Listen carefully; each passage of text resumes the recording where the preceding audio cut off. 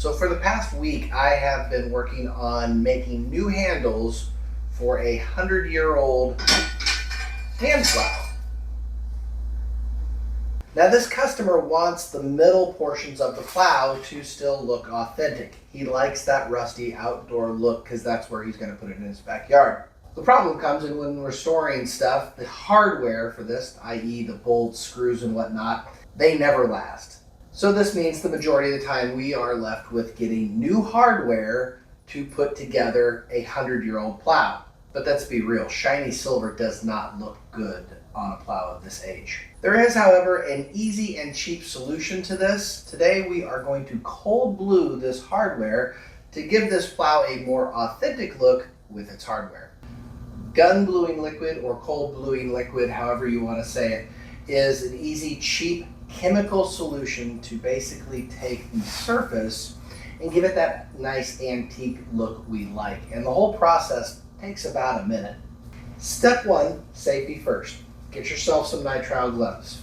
Step two is the liquid itself, some hot water and some cold water, and then possibly some muriatic acid.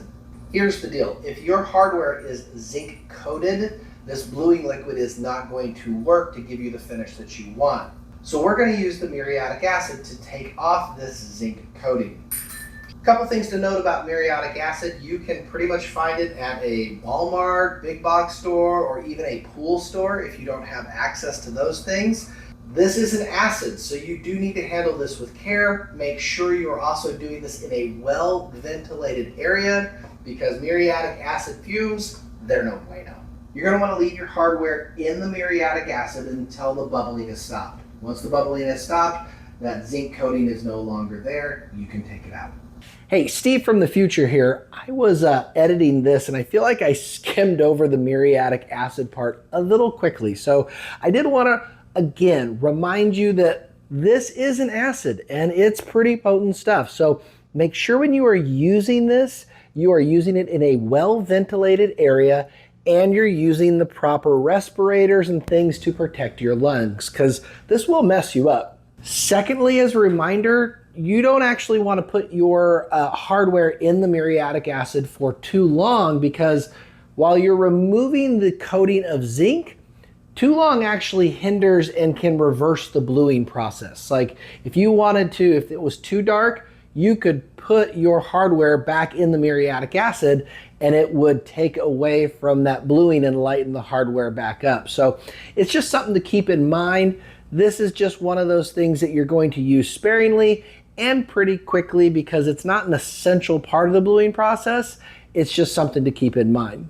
And ultimately, I didn't want you to be able to say, some guy on YouTube didn't tell me enough seriousness about the muriatic acid and now my lungs are burned and I'm injured. So again, use this as your warning. Read all labels, be cautious, use the proper respirator, and you should be just fine. Now, back to the video. The muriatic acid has gotten all the zinc coating off the bolts. At that point, you can put them in some hot water. Doesn't need to be boiling, don't hurt yourself. And then rinse off that hot water to stop that reaction. Okay, with our hardware clean, we can take it, put it on a towel, make sure these get dried off really well before we actually start the bluing process. Okay, well, you ready for the fun part? This is the actual bluing liquid. What I recommend is borrow one of your girls' really, really neon purple paintbrushes for this process. Either or, you know what I mean. Dip your paintbrush and paint away. You can see the difference between the regular washer and the washer that has been blued.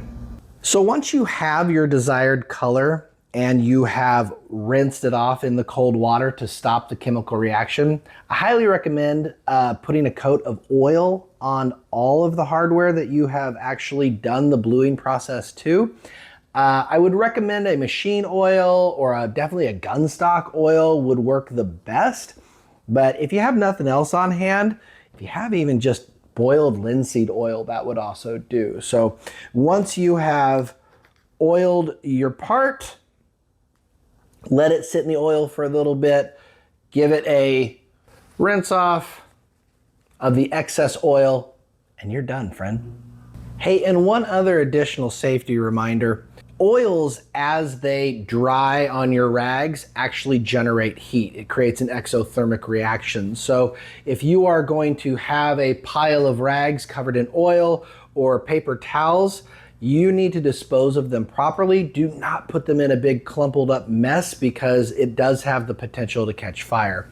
I tend to open mine out wide and set them on the concrete floor away from anything flammable until they are completely dried. At that point, I can dispose of them how I see fit.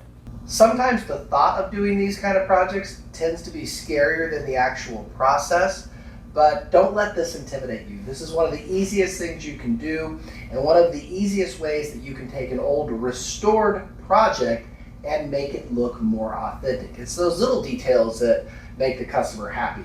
If you still have questions about this process or anything that I might have left out, because I did gloss over a little bit of it, just leave me a comment down below.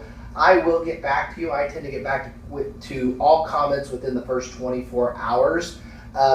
Again, simple, easy. I hope that you can see and do this project for yourself to get you something that looks good and authentic to the time period.